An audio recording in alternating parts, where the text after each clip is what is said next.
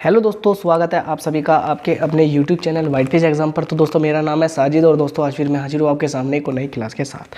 दोस्तों आज जो हमारा क्लास 10th का जो पेपर हुआ है ना दोस्तों, किसका, चित्रकला, जिसे हम बोलते हैं ड्राइंग। दोस्तों 2024 हमारा चित्रकला का पेपर हुआ है। दोस्तों आज हम इसका पेपर का सोल्यूशन करेंगे जिसका कोड 830 IQ है। क्या है? 830 IQ है। तो दोस्तों आज हम इस पेपर का पूरा सोल्यूशन करेंगे। तो दोस्तों अगर आपको ये क्लास अच्छी लगेगी तो आप जरूर चैनल को जरूर सब्सक्राइब कर देना और बेल आइकन को भी दबा देना, और दोस्तों इस वीडियो को अपने दोस्तों तक जरूर शेयर कर देना। तो दोस्तों शुरू करते हैं आज की हम अपनी क्लास। तो दोस्तों ये सामान्य यानी 3 घंटे 15 मिनट है, ये सब चीज़ आप पढ़ लेंगे। इसके बाद में देखते हैं दोस्तों खंड कै। इस खंड में आलेखन कला तथा प्राविधिक कला के प्रत्येक 20 बहुविकल्पी प्रश्न है, जिसमें से किसी एक के 20 बहुविकल्पी प्रश्नों के उत्तर ओमार शीट पर देने हैं। आपके द्वारा आलेखन कला अथवा प्राविधिक कला में से जिस भाग का चयन किया है उसके ओमार शीट पर अवश्य अंकित करें। ये तो दे रखा कि हमें प्राविधिक कला है और आलेखन कला है, तो हम जोन से भी करेंगे उसमें ओमार शीट पर उसका हम निशान लगा देंगे। इसके बाद में आलेखन कला वाले पहले प्रश्न देख लेते हैं। क्या कह रहा? बहुविकल्पी प्रश्न के 4 विकल्प हैं, इसमें से सही उत्तर चुनिए और सही क्रम में अपनी ओमार शीट पर चिन्हित कीजिए। जैसे पूछे कि तटस्थ रंगों कितने होते हैं, 2, 4, 6 या दोस्तों 4, 6, 2 या 5। तो दोस्तों हमारा सी वाला ऑप्शन सही हो जाएगा। इसमें 6 रंग तटस्थ रंग होते हैं। इसके बाद देखते हैं ओसवाल्ड चक्र में कितने रंग पाए जाते हैं, कि ओसवाल्ड चक्र में कितने रंग पाए जाते हैं। तो दोस्तों ओसवाल्ड चक्र में ध्यान रखना 7 हो, 8 है, 9 है या 6 है। तो इसमें कौन से 8 रंग होते हैं। अगला क्वेश्चन, कितने द्वितीयक रंग होते हैं। तो दोस्तों ध्यान रखना हमारे 6 क्या होते हैं, 6 हमारे द्वितीयक रंगों के अंतर्गत आते हैं। प्रश्न नंबर 4, छत के केंद्र को अलंकित करने के लिए कौन सा आलेखन उपयुक्त होगा, केंद्रीय आलेखन, कोने का आलेखन, किनारे का आलेखन या इनमें से कोई नहीं। तो दोस्तों जो छत का आलेखन होता है वो कौन सा होता है, केंद्रीय आलेखन, यानी बिल्कुल छत के बीचों बीच में बनाया जाने वाला आलेखन होता है। कह रहा कि निम्न में से सबसे मोटे ब्रुश का नंबर कौन सा है। तो दोस्तों 6, 1, 2, 4 या 2। तो हम जितना नंबर बढ़ाते जाएंगे इतना ही मोटा ब्रुश होता जाएगा, तो कौन सा हो जाएगा, 6 वाला सही हो जाएगा। निम्नलिखित में से किस नंबर की पेंसिल से खींची गई लाइन हल्की थोड़ी यानी लाइन हल्की होती है। दोस्तों इसका जवाब आप मुझे कमेंट बॉक्स में देंगे, क्योंकि दोस्तों इसमें मैं कंफ्यूज हो रहा हूँ। यानी इसका जवाब मुझे यानी कमेंट बॉक्स में देंगे। तो दोस्तों इसका जवाब मुझे कमेंट बॉक्स में देंगे कि किस पेंसिल से खींची गई लाइन सबसे हल्की होती है। इसके बाद में देखते हैं नीला रंग नेत्रों पर क्या प्रभाव डालता है, सामान्य, ठंडा, गर्म या इनमें से कोई नहीं। तो दोस्तों कुछ प्रभाव नहीं डालता, नहीं वो सामान्य रंग होता है। इसके बाद में देखते हैं कि निम्नलिखित में से कौन सा प्राथमिक रंग कौन सा है, हरा है, लाल है, नारंगी है या बैंगनी है। तो दोस्तों ध्यान रखना प्राथमिक रंग कौन सा है, ये हमारा लाल वाला हो जाएगा। कितने प्राथमिक रंग होते हैं, 4, 5, 3, 6। तो दोस्तों ध्यान रखना हमारे 3 प्राथमिक रंग होते हैं, 3 प्राथमिक रंग होते हैं। किस नंबर की पेंसिल से खींची गई लाइन अधिक गहरी या डार्क होती है। दोस्तों आप इसका भी जवाब मुझे कमेंट बॉक्स में देंगे, इसका भी जवाब मुझे कमेंट बॉक्स में जरूर देंगे कि कौन सी पेंसिल से खींची गई लाइन गहरी या डार्क होती है। अगला क्वेश्चन देखते हैं क्या कह रहा है कि कितने द्वितीयक रंग होते हैं, लाल, पीला, नारंगी या नीला। यानी इसमें से द्वितीयक रंग कौन सा है, वो कह रहा है कि द्वितीयक रंग कौन सा है। तो हमारा जो नारंगी है वो हमारा कौन सा द्वितीयक रंग होता है। नीले में लाल रंग मिलाने से कौन सा रंग बनेगा। अगर आपके पास नीला है उसमें आप लाल रंग बना देंगे तो कौन सा बनेगा, यानी बैंगनी रंग बन जाएगा। कह रहा है कि पीले में कौन सा रंग मिलाने से, यानी पीले में नीला रंग मिलाने से कौन सा रंग बनेगा, बैंगनी, हरा, भूरा या नारंगी। तो दोस्तों ध्यान रखना वो हमारा बनेगा हरा रंग। अगला क्वेश्चन, सूर्य की किरणों में कितने रंग पाए जाते हैं, 10, 9, 8 या 7। तो दोस्तों ध्यान रखना सूर्य की किरणों में 7 रंग पाए जाते हैं। अगला क्वेश्चन, बिना ब्रश की सहायता से कौन सा रंग लगाया जाता है, जल रंग, पेस्टल रंग, तेल रंग या इनमें से कोई नहीं। तो बिना जो पेस्टल रंग होते हैं ना वो बिना उसकी सहायता से लगाए जाते हैं। अगला क्वेश्चन, कला शब्द किस भाषा का है, हिंदी का है, अंग्रेजी का है, संस्कृत का है, उर्दू का है। तो दोस्तों जो हमारा कला शब्द होता है ना वो किसका, वो हमारा संस्कृत का होता है। अगला क्वेश्चन दोस्तों, पीले रंग में लाल रंग मिलाने से कौन सा बनेगा, नारंगी, हरा, बैंगनी या भूरा।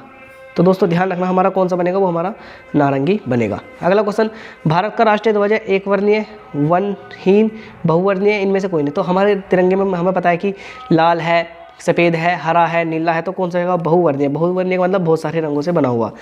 किनारी डिजाइन का प्रयोग किया जाता है फर्श के डिजाइन के लिए, साड़ी किनारी के लिए, छत के केंद्र के लिए या तकिए के केंद्र के लिए। तो दोस्तों ध्यान रखना साड़ी की किनारी के लिए किया जाता है।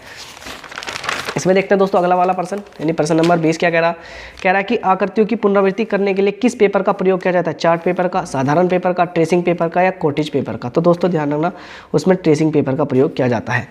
दोस्तों साथ के साथ हम प्राविधिक कला वाले प्रश्न भी देख लेते हैं। कह रहा है कि समबाहु त्रिभुज के प्रत्येक कोण होता है, यानी जो समबाहु त्रिभुज होता है उसका प्रत्येक कोण कितने डिग्री का होगा, तो ध्यान रखना दोस्तों 60 डिग्री का होता है, क्योंकि समबाहु त्रिभुज के तीनों कोणों का योग 180 होगा, तो एक कोण का योग कितना होगा, 60 डिग्री होगा। 1 मीटर में कितने सेंटीमीटर होते हैं, पूछा है कि 1 मीटर में कितने सेंटीमीटर होंगे, तो दोस्तों हमारे 100 सेंटीमीटर होते हैं। अगला क्वेश्चन, 1 डेसीमीटर में कितने सेंटीमीटर होते हैं, 1 डेसीमीटर में कितने सेंटीमीटर होते हैं, 10, 20, 40 या दोस्तों 30। तो 1 डेसीमीटर में कितने सेंटीमीटर होते हैं दोस्तों, 10। अगला क्वेश्चन 10 नहीं दोस्तों, 1 डेसीमीटर, यानी आप मुझे इसका जवाब कमेंट में देंगे कि कितने होते हैं, इसमें कन्फ्यूजन 10 है या 40, आप एक बार कमेंट बॉक्स में जरूर देंगे। कह रहा है कि 1 मीटर में कितने डेसीमीटर होते हैं, 1 मीटर में कितने डेसीमीटर होते हैं, तो कितने होंगे, 10। कितने होंगे, 10। अगला क्वेश्चन, वृत्त का आकार कैसा होता है, यानी दोस्तों आप सभी जानते हैं कि जो वृत्त होता है उसका आकार कैसा होता है, ये दोस्तों वृत्त का आकार कैसा होगा, यानी वृत्त ऐसी तो होगा गोल सा, तो हमारा बी वाला सही हो जाएगा। संपूर्ण कोण की माप कितनी डिग्री होती है, तो जो संपूर्ण कोण होता है वो पूरा दोस्तों 360 डिग्री का होता है। कौन सा आकार त्रिभुज का है, तो दोस्तों त्रिभुज जिसमें 3 भुजा, ये वाली भुजा, ये वाली भुजा, तीनों भुजाएं, तो त्रिभुज का होगा। अगला क्वेश्चन कह रहा कि 180 के कोण को क्या कहते हैं, अधिक कोण, सरल कोण, समबाहु कोण या इनमें से कोई नहीं, तो दोस्तों इसे सरल कोण और ऋजु कोण दोनों कहते हैं, तो हमारा बी वाला सही हो जाएगा। कह रहा कि इनमें से कौन सा आकार आयताकार है, ये, तो दोस्तों ध्यान रखना आयत ये वाला है। वर्ग का प्रत्येक कोण कितने अंश का होता है, तो दोस्तों जो वर्ग होता है दोस्तों, वर्ग ऐसा होता है, देखो जिसकी चारों भुजाएं बराबर हो, तो अगर मैं इस वाली भुजा को देखूँ दोस्तों, ये भी 90 डिग्री की है, ये भी 90 डिग्री की है, ये भी 90 डिग्री की और ये भी 90 डिग्री, तो कौन सा हो जाएगा, बी वाला सही हो जाएगा, यानी 90 डिग्री का होता है। रेखा किसे कहते हैं, 2 बिंदुओं के बीच की दूरी, 3 बिंदुओं के बीच की दूरी, टेढ़ा मेढ़ा या इनमें से कोई नहीं, तो ध्यान रखना 2 बिंदु के बीच की दूरी को क्या कहते हैं, एक रेखा कहते हैं।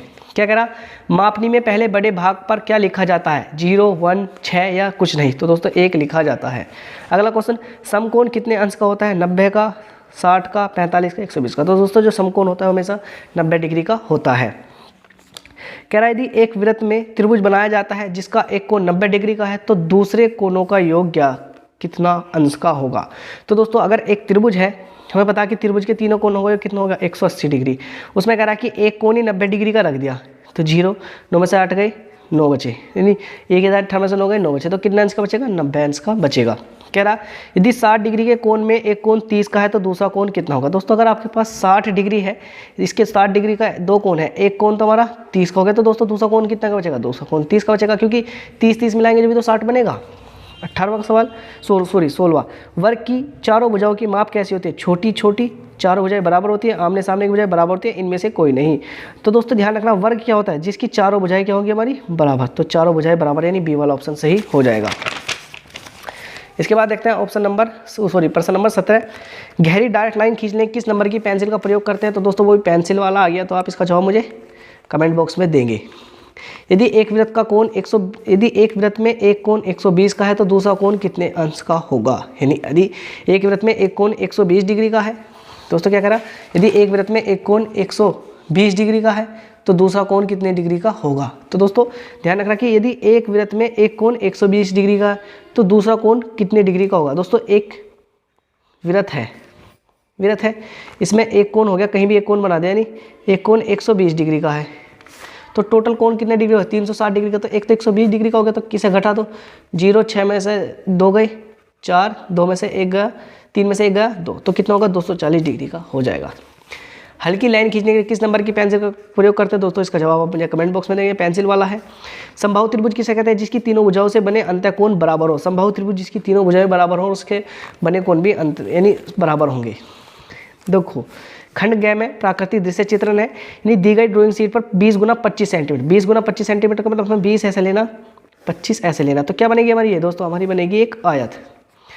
कि एक ग्रामीण सूर्योदय का प्राकृतिक दृश्य का चित्रण कीजिए, यानी प्राकृतिक चित्रण करना, एक गांव का दृश्य, कुछ झोपड़ियाँ, पेड़ की छाया में बैठी गाय, सिर पर टोकरी रखे घर, लौटती महिलाएं दर्शाइए। चित्रांकन में जल रंगों का अथवा पेस्टल रंगों का प्रयोग करेंगे। ये एक क्वेश्चन ये दे रखा था, अगर दोस्तों हम ये नहीं करते तो अथवा करके दे रखा कि ड्राइंग शीट पर 16 गुना 12 सेंटीमीटर के आयत, हमें एक 16 लेना है और एक 12 लेना।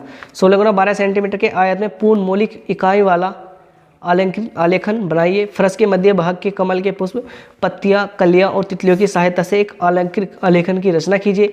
आलेखन में किन्हीं 3 जल रंगों का प्रयोग कीजिए। ट्रेसिंग करना मना है।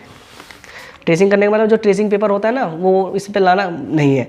उसके बाद में दोस्तों ये हमें दे रखा प्रवैधिक कला वाला, एक त्रिभुज ख की रचना कीजिए जिसकी परिमाप 12 सेंटीमीटर तथा इसकी भुजा का अनुपात 3, 4, 5 है। ये वाला क्वेश्चन कर सकते हैं। या 5 सेंटीमीटर भुजा का एक वर्ग ज्योतिमिति द्वारा तथा इसके अंतर्गत बड़े से बड़ा अर्धवृत्त खींचिए। एक त्रिभुज की रचना कीजिए जिसकी भुजा 4 सेंटीमीटर, 5 सेंटीमीटर, 6 सेंटीमीटर हो। इस त्रिभुज के क्षेत्रफल के बराबर एक आयत की रचना कीजिए। यह देव कह रखी एक साधारण मापनी की रचना कीजिए जिसका निरूपक भिन्न 1/30 दिया गया हो। इसके द्वारा मीटर डेसीमीटर की दूरी पढ़ी जा सके। इससे मापनी पर 2 मीटर 4 डेसीमीटर की दूरी दर्शाइए। एक आयत ए ब स द की रचना कीजिए जिसका क्षेत्रफल 15 वर्ग सेंटीमीटर है। इस आयत के क्षेत्रफल के बराबर एक वर्ग की रचना कीजिए। दोस्तों ये दे रखा था हमें। इसके बाद में दोस्तों अथवा में दे रखा स्मृति चित्रण, प्रश्न नंबर 22। इस प्रश्न में 2 भाग है, ए और ब दोनों भाग को चित्रित कीजिए। यानी ए जो भाग ए दे रखा इसमें से किसी एक का चित्र बनाना। किसका? चाहे तो हम छाता बक्सा, गेंद और हॉकी स्टिक, लालटेन बना सकते हैं, या यानी दोस्तों जो ब वाला खंड है इसमें अनार सहित पत्तियाँ, लौकी, 2 टमाटर, इन्हें हम बना सकते हैं। तो दोस्तों ये था हमारा कला का पेपर जो 2024 में पूछा गया था। आई होप कि आपको पेपर समझ में आया होगा। जो क्वेश्चन के जवाब नहीं मिले दोस्तों आप उनका जवाब मुझे कमेंट बॉक्स में ज़रूर देंगे। तो दोस्तों मिलते हैं बहुत जल्द एक और नई क्लास के साथ। तब तक वीडियो देखने के लिए आप सभी दोस्तों का दिल से धन्यवाद।